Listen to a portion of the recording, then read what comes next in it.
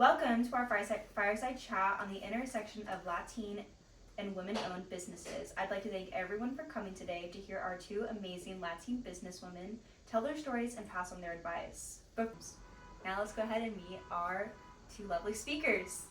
First, we have Michelle Londono, who is a principal and lead designer at Proactive Network Consulting. She owns her IT business with her partner Lawrence, and together they share a vision to deliver quality and tailored IT consulting and support services to other small businesses. This has kept them thriving for 25 plus years here in the city. Michelle is an NYC native and has Colombian parents, yet has made San Francisco her home for the last 30 years. Tamara is a second generation small business owner, born and raised in San Francisco. She owns the Colores Painting Co. Inc., a painting and general contracting company, alongside her father, who founded the company in 1999. Now let's get to some questions. First, we will start with some questions about how identity has impacted how these women approach their businesses. How has your identity as a Latina woman allowed you to bring a unique perspective to your business? Well, I think for myself, it's just been building community, building that connection with then not just, the people that you're working with, the clients that you're servicing. It's also building community through your identity and making sure that you're putting that in the forefront of your business. Which is totally, obviously we'll have some similarities, we'll definitely see some differences, but identity definitely in our Latine hood, I'll call it, is very family centered, and family centered, you take care of your people. So we take care of all peoples. That's just what we're brought up with. That's what you do. You look out for each other. So you look out for your community, but you also look out for your internal community and all those extra members. And that's how we want to make sure that our company and our staff and employees and our whole team feels that they are part of that familia. Love that. Yeah, and how has adding a Latino branding and or visibly identifying as a Latino-owned business affected your business? So definitely with us, our name, even in our name, is bringing that identity forward. We didn't want to have that vision of our name kind of be erased, and because it's something that's not, smooth on the tongue. So for us being colores, we're putting that in the forefront. We're making sure that people learn how to say our name because that's such an important identity piece for us. And on top of that, we are so color centric in our business because we are a painting company. So then we try to also bring that forward, where we're bringing in we're just putting our Latinidad on the forefront. Mm-hmm. And as we were practicing this discussion and preparing for today, and thank you again, everybody who's coming today, we talked about how there's a generational difference. I'm somebody who's new to the workforce, and Tamara, you're someone who's past that beginning phase and is really defining yourself. And Michelle, you have, we were listening to a podcast the other day about what it means to be a thought leader. I would say you're definitely a thought leader when it comes to being a defined person within your industry and what you bring to the table and what you represent. So how might a woman face larger challenges in running a business, and how can she balance this with self-care? And I think this is where the generational piece will really come through. Something for you guys to listen and pick up on. Yeah, the generational piece. I'm glad you brought that in. I kind of forgetting about that piece. It comes in a few, obviously thinking of past generations, and you're talking about self-care, correct? Mm-hmm. Make sure I heard you right. So I look back at past generations, definitely my abuelita Lilian, who truly did so many sacrifices for her family, put herself out there, take care of all family members, start a business, to the point that her health did deteriorate, and she ended up not well, and she finally had to pull back. But it took so much experience. So it's taken several generations to know that that self-care is so important, because you can't run a business, you can't run a family if that self-care is not there. Also, of a different generation from you too, it's taken me longer to learn that too as well. So we're little by little inching it up and learning at a younger age, which is fantastic to keep us well and to run an amazing business. I think even for myself, because I'm in that generational gap where I feel like I need to be on a grind kind of mentality, I'm also seeing it as feeling guilty of taking any time for yourself. Because there's so much you can be doing, there's so much more where you're kind of putting that into a quantitative way and being like, there are actual things I could be doing with this time. There's no need for that self-care, where you have to kind of see that next generation that is doing that, and putting that as, you know, something that's so important, because we do burn out, especially as women, because we do have to be kind of the leaders of our family. And if we can't do it, you know, how is that going to be the, you know, the best for the people coming behind us? Yeah, and then one thing we also discussed was, like, for me, as I'm starting it, like, I was raised and, like, in school, like, finding resources, it helped me through self-care, like, providing self-care tools as I did my homework. And then once I'm graduating college now, like, a lot of employers are promoting that type of aspect within their business, but not all owners are applying that type of, you know, trait within their business where they're promoting self-care. So it's, there, I can see the need, and, like, I feel like I have a solution, and it's interesting and inspiring to see both of you and how you're implementing it within your own, like, workforces, and how I can learn and apply that to wherever I go to work. And so still speaking on the topic of, like, self-care, and again, feel free to add questions into the chat as we're discussing, so it can be part of our discussion. Let's talk a bit on the importance of having a support system as a business professional and as Latinas and women. What kind of support systems are in place for the Latino business owner, and what is still lacking? I'll definitely jump in. Definitely, as our cultural is, our first support system is our family, and all family, right? Our cousins, our nieces, our children, our parents, and we do use them all. But on the professional side, which you need a different support system when you're trying to run a business, I feel like the Latinos are still struggling to find that good network and professional system. There are great organizations that are now blooming and starting to grow, and I'm really proud to see them. One that definitely has helped me over the past few years is Latinas in Tech. They've done an amazing job. They were actually founded in San Francisco. They're now global. And learning, you know, what resources are out there, networking opportunities with other women in tech, even job boards, you know, for other women to connect. That's been an amazing, and it's also helped me bring in what it is, femininity, my femininity, into not only to tech, but into our customer experience and how we present that. And I think that's such a great point to make, because even with ourselves, like, we as women in trade and women in construction have that same mentality where it's like, we are trying to be that person, we're trying to be that leader in our groups, we're trying to be, you know, twice the contractor that any other one is, because we have so much kind of writing on that. So for us, when we're thinking about, you know, community, and we're thinking about different support systems, and being a family-owned business, it's hard, because it is also your family, is in your business.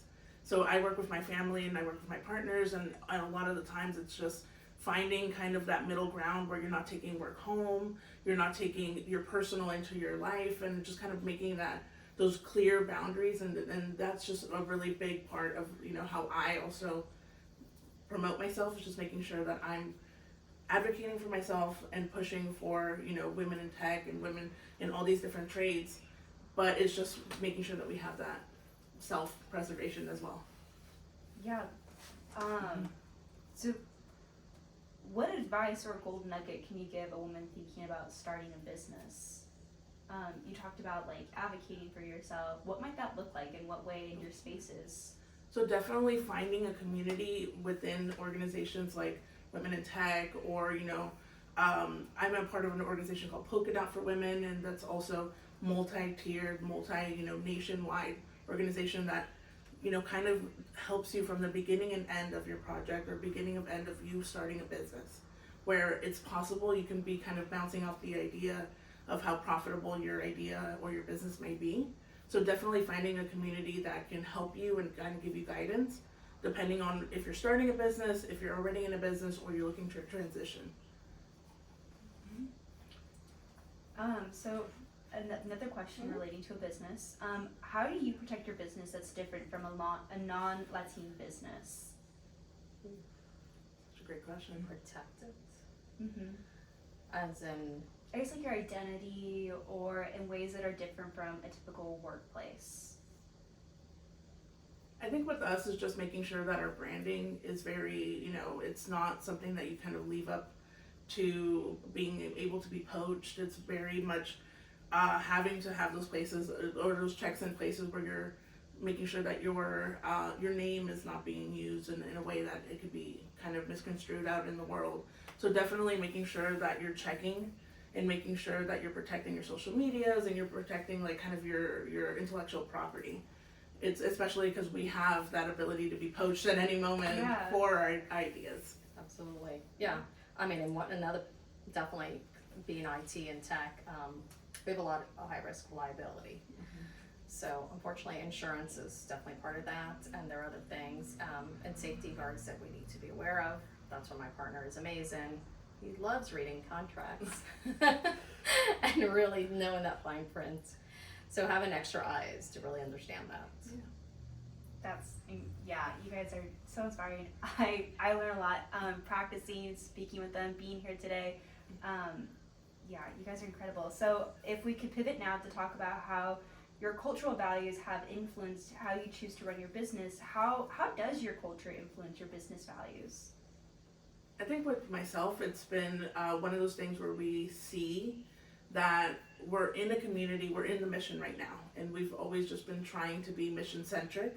So being part of the community, being part of different organizations and small businesses, we're members of Mission Merchants Association. So definitely putting the merchant first and being able to be in a community-based organization, but also making sure that you're giving back by doing, Sunday streets or by doing any of these outreach events. It's really important because it's not just, occupying a building in that neighborhood. It's being a part of the neighborhood that matters so much, especially in a neighborhood like the Mission. Yeah, like has your business always done that, or when you kind of began getting more involved in your family business, is that when you started to see those changes? I think for us, we were focusing, especially before me, we were focusing mostly on just working and kind of just that mentality of like, if I can push myself forward and I can get the most contracts or the most work, then I'm gonna be okay. But we have to start thinking about now, especially as implementing that feminine touch and bringing in that next generation of thinking and being able to be pulling those ideas and seeing how we can get back to the community now that we're at like a more stable space. We're not constantly looking for work. We're able to kind of pull back and be giving back to the community, which is it's such a great thing for us to be able to do. Yeah, like Michelle, I know you're really involved in a lot of different organizations here in town. How did you meet these people? Like, was it just networking, or was it you looking online?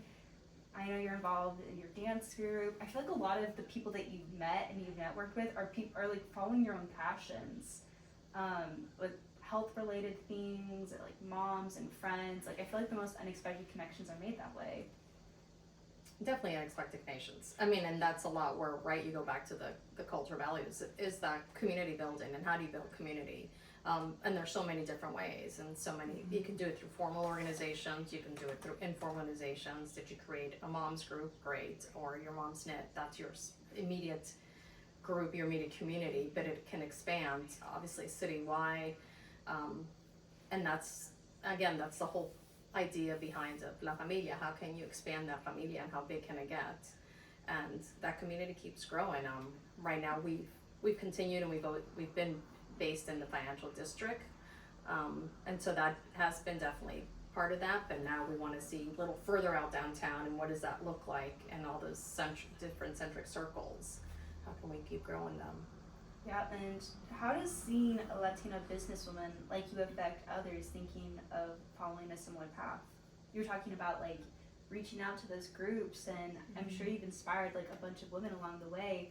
Do you have any specific like examples that you can share with that? Well, I have an example of what I didn't get Which is growing up. Equally valid. Equally valid. Growing up, the challenge on that of growing up Latina with Abuelita was like, you have 3 avenues as a career: something in medicine, a legal system, or dental. Were kind of the 3. And so what did I do? Actually, my first career I was a public health nurse, and I did follow nursing. I did follow her advice and what was expected of me.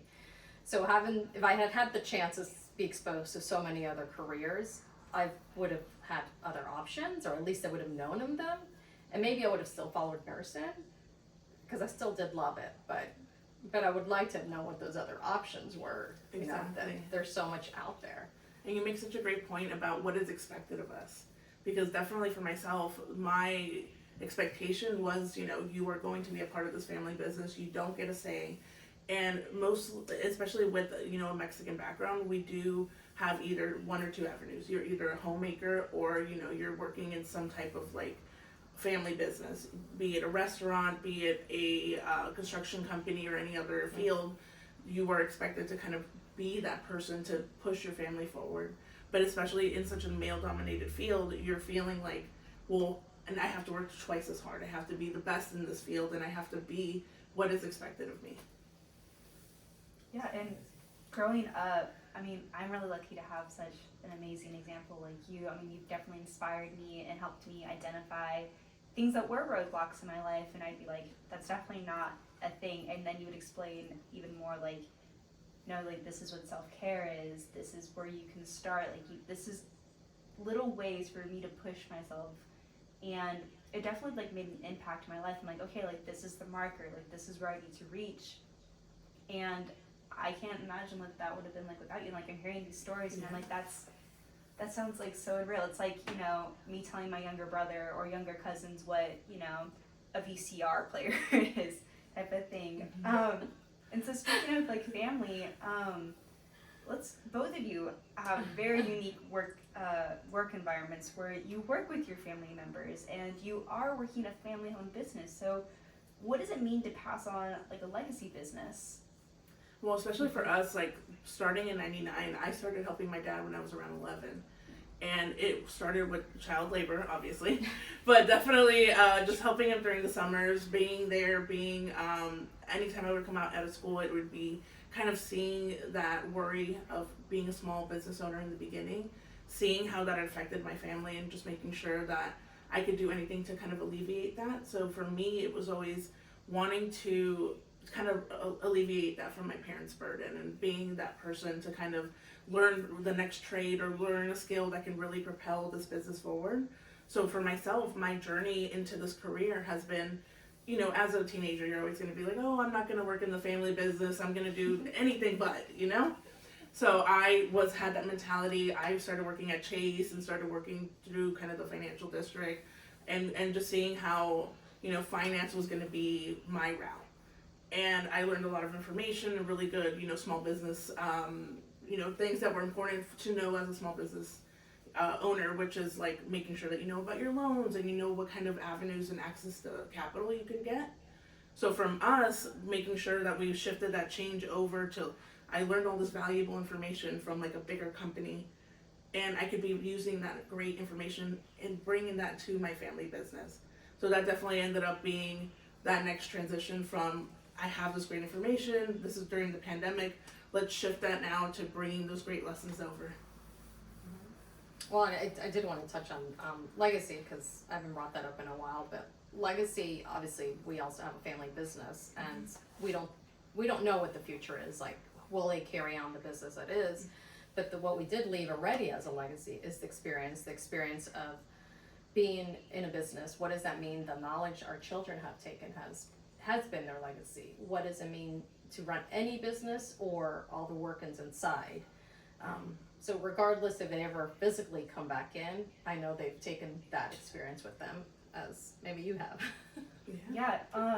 In fact, one of our audience members has noted that you guys come from such, and even I, listening, Cameron, when we first started this conversation, I knew nothing about your family business. Yeah. And as I've been listening, I'm like, you went from finance to working at a painting company with your dad, who's been running this business a lot longer than you've been alive. Of course. Like, you brought financial aspect, you brought a business, like a more, I would say, modern business mind to it. And also, like, your personality is just, like, so bright and bubbly. Like, you walk into the room and you're instantly, like, you bring the party. And then, Michelle, you were a nurse, and then you were at home, and you've been also, like, working on the side as, like, an advocate and almost like a coach in some ways to other people. Like, when you came into this business, I feel like, how did you come into this business in the IT company? I mean, your partner. Well, you're always in it. You don't actually leave. You're always in it. You just get to put maybe fewer hours or, full-time versus part-time. But it's always a family business, which is always a family dream as well. Yeah, and even like here in the IT company, I feel like you've brought in, I feel like a lot of like modern things for me, but like starting off a meeting with a question like, how are you guys? Like really building up that internal organization of communication. You've also brought that to your business, which is something that I feel like you learn a lot in healthcare because you're talking to your patients, being like, what's going on in your life? Like, let's go over your symptoms, and you do that. The nursing process is obviously, it's very expansive, and the nursing process spills over into any field. The skills I took were amazing, regardless of what was like family, cultural, innate, but then there's the actual professional skills you learn, and that is listening, that is getting more information out of clients so you can understand them, so then you can support them. All that part comes through that, and then obviously learning procedures. Learning procedures, period. Like, what does a procedure mean? How do you write a procedure? How do you all that is amazing. So I never would have regret going to nursing school, because the skills I learned there I'll use for the rest of my life. Absolutely. And I feel like some of those skills might even translate to some of the difficulties that are kind of unspoken, but also very aware of with owning a small family business. One of our audience members touched on this perfectly, so I'll tie it into both this question and his question. What are the benefits and challenges of owning a family business, and how do you deal with family issues at work? So definitely calmly, but I remember like no, not at all. No. But exactly. But definitely for us, me and my dad, especially because we've been working at this dream for a long time.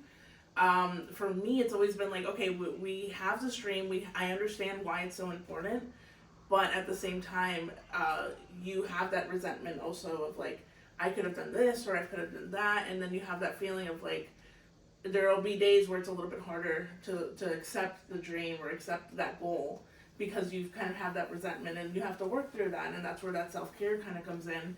But for me, it's just being able to recognize that we're just starting to have like some discomfort, and it's like all my coworkers are my family, so it's kind of hard where I can kind of text my dad. I'm like, from 9 to 5, you can't yell at me. You can yell at me at 5:01, but through 9 to 5, we are coworkers at best. Those are rules you set. And those are boundaries, Yeah, and definitely totally. making sure that they realize that, because those lines will blur, and you just have to be real mindful about placing those boundaries again. Yeah. No, I mean, the challenge is real. I mean, course. in every family business, I don't care whose family business it is, those lines are blurry. So you have to try the best you can create lines, which are those boundaries. Having a separate physical office is one that helps. Physical location, that you're like, okay, this is work location and time and hours versus home hours. If you have a home business, I would say, I don't even know how to do it. which brought in, though, the pandemic, which brought in a whole nother element of that challenge, because we were all working from home, at least our business was. So that did bring that extra element of making that definition. So then you have to be a little more on like hours, like at 5 is the cutoff, or 6, or whatever it is. A lot of duct tape. We're separating the house, Yeah. you know? Don't cross this line, this is the tape. If it takes tape, whatever, because you have your office in your room, you're sharing. Whatever, you have to get creative. And then when things are just, you can't come up with your own solutions, then you bring somebody external. So definitely I've worked with a business coach. Like, absolutely, there's times you bring them in for all kinds, and one is communication, one is idea building, one is processing. So using those external support systems, that is another support system that I'm bringing, is that there's amazing professional coaches out there for everything, and you can find the one that's just right for you. Yeah, and that's coming back to that community part, like reaching out, using I feel like as like Latina women, like we don't want to ask for help. Like I am so guilty of this, where I'm almost stubborn, I would say. I would say like a mixture of stubborn and afraid to ask for help, and it's not a pride thing. Definitely not a pride thing at all.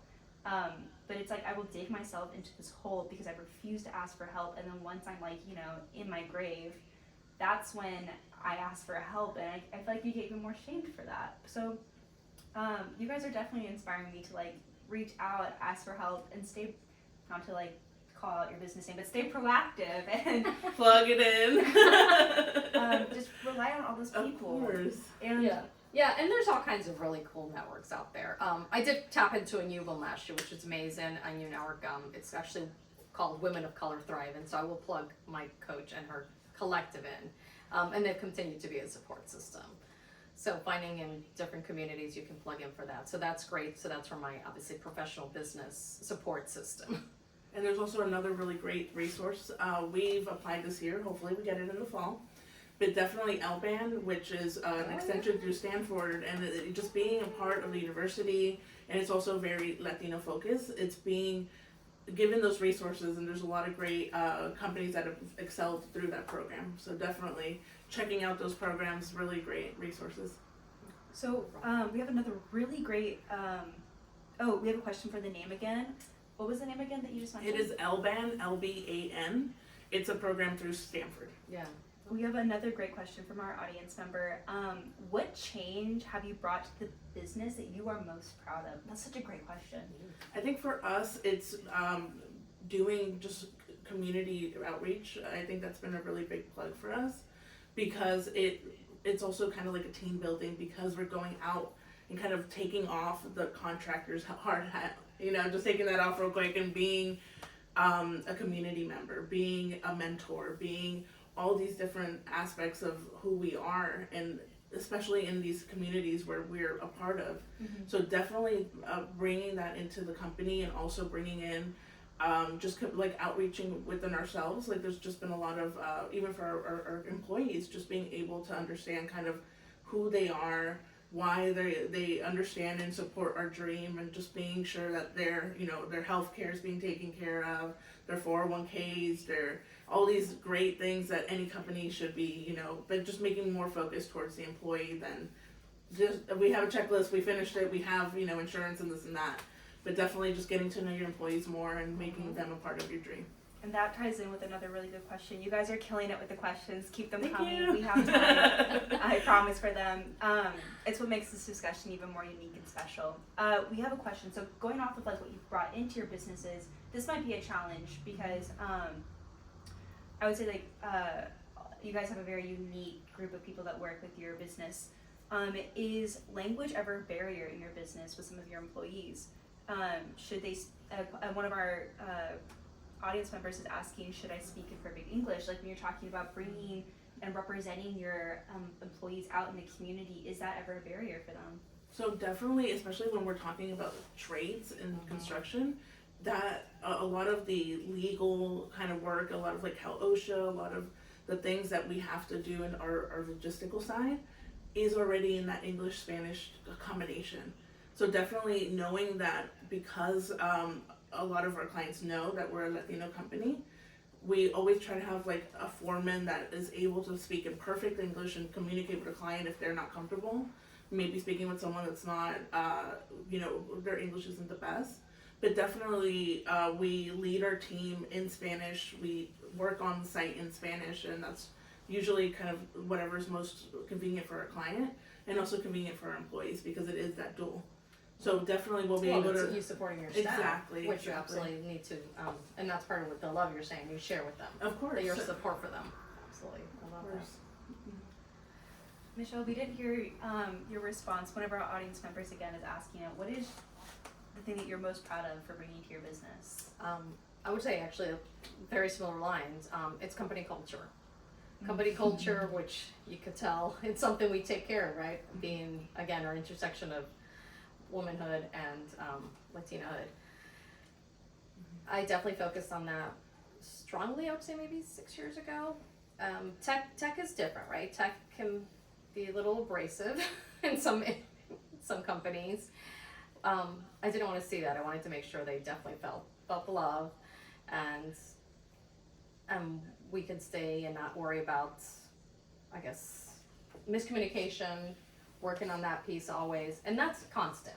That's always constant, something I continuously am looking at. What are better ways we can communicate? It's something we'll discuss. We discuss, obviously, employee reviews. Employee reviews is one of the first things I changed. I was like, we're no longer reviewing them. We're making this a conversation from now on, and it's a self-review. I still want them to review themselves, but mainly so they reflect, because you only grow through self-reflection. And I want them to grow, and that was one of my biggest things. How are you going to grow as a person and as an individual? And working on that through is make sure they're always developing and growing their leadership skills. Which is really great to hear, because a lot of times I feel like in the financial district, in the tech industries, there's a lot of like kind of self-grading where you're grading yourself. And you're working hard for that review towards like the end of the year, whenever you do it. Yeah, a lot of salaries are based like on a scorecard maybe. And then it's like you can't really gauge that commitment to that change, because it is for a purpose. So definitely seeing that, doing that as a conversation on a daily, or maybe even just checking in, it's so great to hear. Definitely. Coming closer to the end of our conversation here, we're approaching a few more minutes left. We have another question from our audience.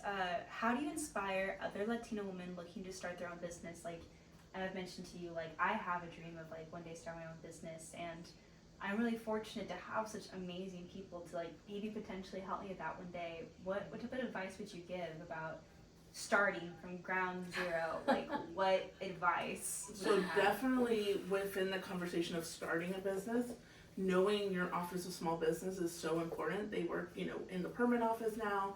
They're, plugging them real quick, but definitely they work at the permit office on Van Ness. And the Office of Small Business will help you from beginning to end, getting certifications, getting licenses, getting anything that you need to start that dream, definitely with them. Or even state licensed schools for contractors. There's a lot of different avenues if you want to do it in the trades. Definitely there's local schools that will teach you everything you need to know, from your workers' comp to trade and just anything that has to do with the work that you physically do. So definitely when it comes to those two, being sure that you're a part of that, or even PTAC. There's a organization, every NorCal PTAC, PTAC. They will also assist you with any questions you have about like setting up a 5-year plan or setting up a startup. Any of those questions can be answered in these resources. Wow, that's an amazing resource. I haven't heard of that. Yeah. And you'll have, and then it's also statewide, by the way. The organization, it's local and it's state as well. And yeah, they have a lot of free resources and training. Even I've taken free classes just because, I'm gonna say I took one once in Excel because I was like, I don't understand budgets. I'm not gonna do them, but I just want to get a glimpse. Those kind of free things. And I know people always say find a mentor. It's true, and it's not easy to do, but you're gonna have so many questions along the way that it'd be great if you have someone you can just text, because there's so many parts, and also understanding you can't do it all alone. There's so many parts to a business that you definitely need. One is a mentor to help you, or somebody maybe help you fill out a form because it's a very complicated form. Of course, so it can be an organization. They can help you fill all these crazy applications, licenses, insurance. Like Definitely. Somebody who understands that paperwork will make your life so much easier. And even just to kind of piggy off that idea, if you're thinking about joining any organizations, because definitely through networking you can find a lot of great people, like how we met. But definitely we met through what? We met at the chamber, so definitely just a better plug. There's our chamber plug. Definitely. So being a part of your San Francisco chamber, any chamber that you're a part of, be it East Bay, anywhere that you're located, you'll be able to find really great companies or great resources to also kind of piggyback those ideas and be like, hey, I know you're in my industry, or I want to be in your industry. Can you give me some tips? And definitely finding someone that can help you with that. And speaking on the mentorship piece, are you guys available to be mentors to other people like in the audience? Like, can they connect with you? Like, will you be willing to like listen to talk for coffee and that sort of thing? Definitely. So any questions about construction or any questions about wanting to start a business, please reach out. If you can put my information. Yeah, help you. Yeah, definitely. I would love to help. There's a lot of great information, or even just a chat. Yeah, it's definitely.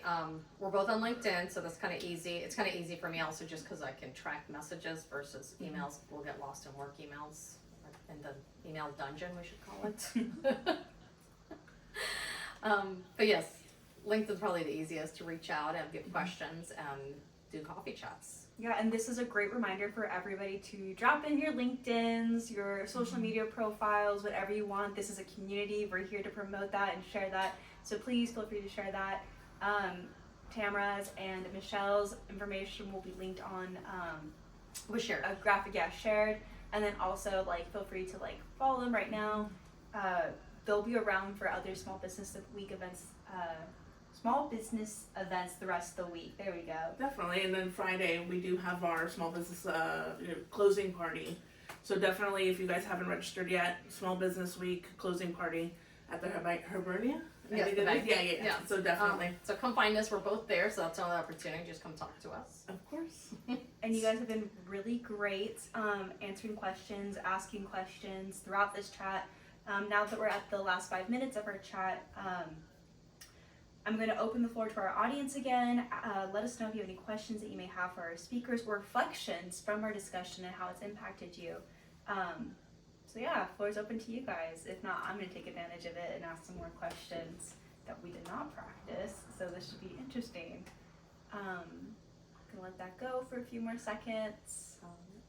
Yeah. Right to you. So one thing that, If you want to share the QR codes. the QR codes. That makes it easier. Not sure if I, Oh no, Sylvia. yes. Sylvia. So speaking of, we have a proactive staff. Is Sylvia on? If you can see, she is live. You can say hi. She's our fabulous experience designer. Sweet. Okay, so last question, I guess, to wrap everything up. What is like the greatest strength that you draw from being a Latina, like women-owned business, like female businesswoman? Like what defining traits do you think like make you stand out of everybody else in the crowd? Like what brings you a source of like motivation? Like, Okay, those are two different questions. that's great. What motivates you? I think for us, it's just definitely the goal of being a legacy business has always been, a dream for my dad. So definitely something that has motivated me is to make sure that, when he's retiring, that I can kind of push us towards that 35-year goal of being a legacy business. That's always been something that motivated me. Mm-hmm. And definitely just making sure that, my community, my family, and the people I care about are taken care of. Those are definitely motivators. When you're, a female business owner, if you're a Latina business owner, you don't get to not think about that. Mhm. It's definitely ingrained in your culture and in your work and even in your work culture. So definitely that's been my motivator. Got a lot. Motivator, definitely still serving my small business community. I want to see them thrive. I want to see them grow, especially knowing that most small businesses are started by women of color.